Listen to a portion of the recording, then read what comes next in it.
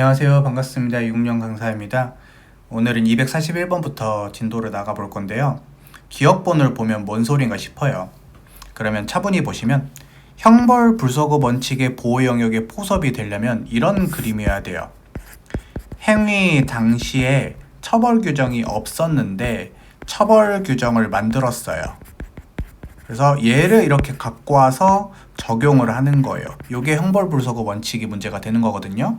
근데 기억본 지문을 잘 보시면 이 법이 있어요. 이게 이 법이에요. 신법이죠, 신법. 전의 행위가 이때 있었던 거죠. 벌칙을 적용할 때는 종전의 규정이 따른데 종전 규정이 있는 거죠. 이거 구법이죠. 그럼 이걸 보면 이 법 보이죠? 전의 행위 보이죠? 벌칙의 적용할 때는 이렇게 한대. 종전의 규정에 따른대. 이거는 신법을 거꾸로 적용하는 게 아니라 종전의 규정을 그대로 적용하는 문제에 불과하기 때문에 형벌불소급 원칙이 적용되지 않습니다. 이렇게 되는 거죠. 그래서 비슷한 지문이 있었다. 그 다음에 형벌불소급 원칙이 적용이 안 되는 것 중에 하나가 취업제한 제도가 있죠. 그래서 DNA 라던가 아니면 전자장치 부착이라던가 요 두 가지. 그 다음에 지금 보고 있는 취업제한 제도는 형벌불소급 원칙이 적용되지 않죠. 왜냐하면 형벌도 아니고 형벌에 준하는 것도 아니니까. 법원이 수사 서류를 열람 허용 등사를 결정을 했음에도 불구하고 신속하게 이행을 안 했다? 그럼 단순한 불이익이 아니라 변호인의 조력을 받을 권리가 침해가 되는 거죠. 그래서 틀렸고요. 그 다음에 압수수색을 할 때 사전통지나 집행 당시 할 때 참여권을 보장할 때는 좋지만 헌법에 규정된 권리는 아니다 이거예요. 그래서 위헌이냐 합헌이냐 물어보는 게 아니라 그냥 이 기본권이 헌법상 기본권 규정은 안 돼 있다 이거죠. 이 권리는 있긴 있지만. 그 다음에 민사재판의 수용자가 출정할 때 우리가 이제 무소니까 수갑 정도는 채울 수 있어요. 헌법에 위배되지 않습니다. 무슨 짓을 할지 모르니까요. 그 다음에 약식 명령에 대한 정식재판 청구권 회복 청구 시 필요적 집행정지가 아니라 임의적 집행정지로 규정한 것, 이것도 헌법에 위배되지 않습니다. 왜냐면은 왜 임의적 집행정지로 규정해가지고 풀어줄 수도 있고 안 풀어줄 수도 있냐면은 애초에 여러분들 우리가 벌금형을 납부를 안 했기 때문에 지금 그 노역장이 유치가 돼 있는 거예요. 그러면은 무조건 풀어줄 필요가 없죠. 얘가 잘못한 게 있죠. 그 다음에 금지처분 판례는 어떻게 봅니까? 운동금지는 원칙적 제한 헌법 위반이 되죠. 전면적 제한도 헌법 위반이 되고요. 그래서 집필금지랑 꼭 구별해서 봐야 되겠다. 그래서 적절하지 않은 것은 1개, 2개, 3개, 4개가 되겠어요. 뭐 이런 식입니다. 그 다음에 242번은 조문 그대로죠. 눈으로 한번 보시면 되겠고요. 그 다음에 형사사건으로 공소가 제기됐다는 이유만으로 무조건 업무정지를 명하도록 한 것, 이거는 무죄추정 원칙이 위배가 됩니다. 이거랑 비교되는 판례가 곧 나오니까 그때 또 언급해드리고, 그 다음에 성폭력 범죄를 저지른 성도착증 환자인데 재범의 위험성이 있다는 이유로 15년의 범위에 내서 치료명령을 선고하는데요. 문제가 뭐냐면은 이 사람이 유죄가 확정되지도 않았는데도 불구하고 선고 시점에서 바로 치료명령을 시키니까 문제가 생기는 거예요. 그래서 이러한 시간적 간극이 있기 때문에 피리 치료자의 신체의 자유를 침해하게 됩니다. 그 다음에 선박 소유자가 따로 있고 선장님이 따로 있네요. 그러면 선장님은 고용인이죠. 그냥 사용자죠. 그래서 이제 근로자라고 할 수가 있는데 업무에 대해서 범죄를 했다는 이유만으로 무조건 선박 소유자에게도 무조건 동일한 벌금형을 과하도록 하면은 주의감독 의무나 책임 유무를 묻지 않고 무조건 형벌을 부과하는 것이기 때문에 양벌 규정의 원칙에 위배돼서 헌법 위반이 됩니다. 그래서 예전에 배웠던 내용 그대로입니다. 그 다음에 여러분들 우리가 마약 검사하기 위해서 소변을 받아 제출하도록 한 것 합헌이 있죠.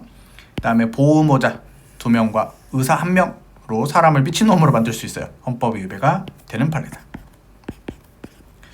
그 다음에 형사법률에 저촉되는 행위나 규율 위반 행위를 한 피보호 감조에 대해서 징벌처분 내릴 수 있거든요. 그래서 여러분들 우리가 보호감호 처분을 받았어도 난동 부리면은 징벌처분 내릴 수 있는 거죠. 합헌이고. 그 다음에 여러분들 여러 가지 사유가 있을 수 있고 아플 수도 있고 해외에 있을 수도 있는데 수사관서에 출석하지 않았다는 이유로 재판 없이 무조건 압수물품을 국고로 귀속되는 것은 적법절차 원칙이 위배가 되겠죠. 네, 그래서 2번입니다. 그 다음에 여러분들 아까 몇 번 문제니? 이 지문이랑 비교되는 판례예요. 242번 문제랑 비교되는 판례인데 요건 어떤 말이 있냐면은 징계 절차가 개시돼서 등록 취소가 되거나 영구 제명이 될 수 있고, 그러면 여러분들 갑자기 그 사건을 맡고 있던 변호사가 없어지니까 의뢰인이나 공공이익을 해칠 염려가 있어. 그러면 업무정지 시킬 수 있습니다. 이건 헌법 위배되지 않습니다. 그래서 비교해서 보시면 되겠고, 그다음에 여러분들 일단 긴급 체포를 했어요. 그다음에 조사를 하다가 별거 아닌 거예요. 그러면은 48시간 이내 석방할 수 있죠. 그때 체포영장을 굳이 끊어줄 필요가 없습니다. 만약에 구속을 한다면은 구속영장이 필요하겠지만 긴급 체포를 일단 한 다음에 나중에 확인증으로 체포영장을 끊어줄 필요가 없죠. 그래서 그런 방법은 적정하지 않다. 그다음에 여러분들 요거는 공중 밀집 장소 강제추행죄죠. 헌법이 위배되지 않습니다. 이렇게 풀면 되겠고요. 그다음에 범인에 대한 추징 판결을 원래는 제3자에 대해서는 집행하면 안 되는데 공무원 범죄에 대한 몰수특례법이기 때문에 이건 합헌이 됩니다. 그래서 제3자를 상대로 집행할 수 있도록 규정했다. 빼돌린 물건들을. 그래서 이건 헌법이 위배되지 않습니다. 어떻게든 회수를 하겠다. 245번 직장 변경을 제한하는 것은 바로 신체의 자유를 제한하는 것이라고 할 수는 없죠. 왜냐하면 묶어놓고 일시키는 건 아니니까 맞고요. 그 다음에 전동 킥보드 25km는 합헌인데 신체의 자유는 제한이 안 됩니다. 왜냐하면 묶어놓고 하는 거 아니니까 뭐 가두는 것도 아니고 그래서 틀렸고요. 진술 거부권은 형사 절차에서만 보장되는 거 아니고 행정 절차나 국회에서 질문 등 어디서나 그 진술이 자기에게 형사상 불리할 경우 강요받지 아니할 국민의 기본권으로 보장이 된다. 그다음에 여러분들 우리가 경찰서장이 이러한 열람 및 등소를 거부한 것은 변호인의 피구속자를 조력할 권리 및 알 권리를 침해하는 쉬운 판례 이렇게 공부할 수가 있어요. 그 다음에 여러분들 형사재판에 계속 중인 사람에게 출국 금지하는 게 뭐로 보고 있냐. 바로 물리적 강제력을 수반하는 강제 처분은 아니다. 바로 영장주의가 적용되진 않는다는 거죠. 그래서 합헌이기도 하고 사람 가둬놓는 건 아니기 때문에 영장주의가 적용이 되는 것은 아니다.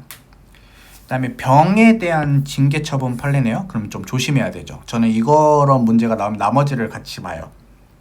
3번 변호인의 먼저 읽어보는 거예요. 변호인의 조력을 받을 권리 있으면은 우리가 자신에게 부여된 헌법상 소송법상 권리를 효율적이고 독립적으로 행사하기 위해 변호인의 도움을 얻을 수 있는 권리를 말한다.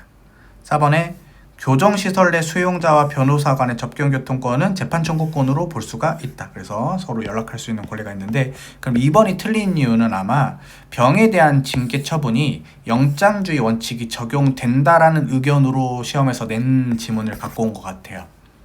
그래서 병에 대한 징계 처분으로 영장주의가 적용되는지 여부는 항상 상대적으로 여러분들이 풀어줬으면 좋겠다라고 했어요. 그래서 다른 지문이랑 같이 보고 풀었으면 좋겠다. 이렇게 되는 거죠. 그 다음에 형벌불소급의 원칙은 얼마 동안 가능한가의 문제는 아니죠. 처벌할 수 있으면 우리 공소시효를 연장하거나 정지하는 것은 형벌불소급 원칙이랑 상관이 없죠. 그 다음에 이번에 적법절차 원칙은 헌법 조항에 규정된 형사절차상의 제한된 범위에서만 적용되는 게 아니라 국가작용으로서 기본권 제한과 관련되지 않든 광범위하게 다 적용이 된다. 그 다음에 노역장 유치는 새롭게 형벌을 부과하는 것이 아니죠. 그냥 형벌을 바꾸는 것에 불과하기 때문에 새로운 형벌이 아니니까 이중처벌금지 원칙이 위배되지 않고, 그 다음에 피의자를 긴급 체포한 경우에는 사후 체포영장은 필요 없고요. 구속할 때는 영장이 필요하다. 요것은 헌법이 위배되지 않죠. 그 다음에 여러분들 우리가 형사처벌 받고 당선무효를 하는데 당선무효는 형벌권 실행으로서의 과벌이 아닙니다. 그래서 이중처벌금지 원칙이 위배되지도 않죠. 그래서 틀린 지문이 되겠습니다. 죄송합니다. 몇 번 문제까지 해야 되지? 하나, 둘, 셋, 넷, 다섯, 여섯, 일곱, 여덟. 248번 문제 한번 보겠습니다. 연명치료 중단에 관한 자기결정권은 자기결정권으로 보장이 되지 생명권이라고 보장돼서는 안 되죠. 틀렸고. 그 다음에 모든 국민은 고문을 받지 않고 형사상 자기에게 불리한 지수를 강요당하지 않다. 맞고. 법원이 직권으로 발부하는 영장은 잡아와 이렇게 되는 거고 수사기관이 잡아도 돼요? 라고 했을 때 그래 오케이 허가해 주는 것이 되겠죠. 요거 바꿔서 낼 수도 있습니다. 이 명령장 부분과 허가장 부분을 바꿔서 낼 수도 있어요. 이중처벌금지 원칙은 처벌 또는 제재가 동일한 행위를 대상으로 행해질 때 적용될 수 있고 동일한 행위인지 여부는 형벌론상 기본적인 사실관계를 가지고 판단하면 되겠다 이렇게 되는 거죠. 그 다음에 여러분들 우리가 249번을 가지고 좀 마지막 문제를 풀어볼게요.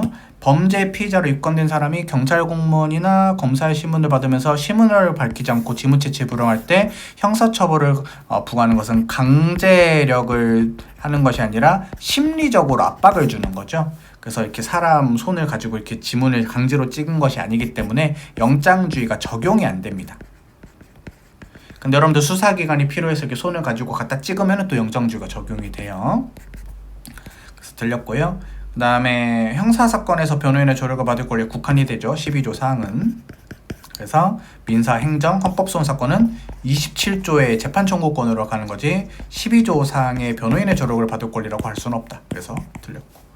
그 다음에 3번이 너무 답이네요. 변호인의 수사서류 열람 등사권은 기본권의 중요한 내용이자 실현하는 구체적인 수단이다. 그 다음에 특별검사에게 동행명령 제도를 준 것은 법관도 아닌데 사람을 구속할 수 있는 권한을 준 거니까 신체의 자유를 침해하는 판례가 되겠죠. 그래서 틀린 지문이다. 요거 이제 비슷한 지문이 지방의회 의장의 동행명령 제도도 헌법 위배되는 비슷한 판례가 있습니다. 뭐 곧 나올 거예요. 자, 그러면 여러분들 여기서 마무리 짓고요. 다음 시간에 신체의 자유 마무리할 수 있도록 하겠습니다. 오늘도 고생 많으셨습니다. 고맙습니다.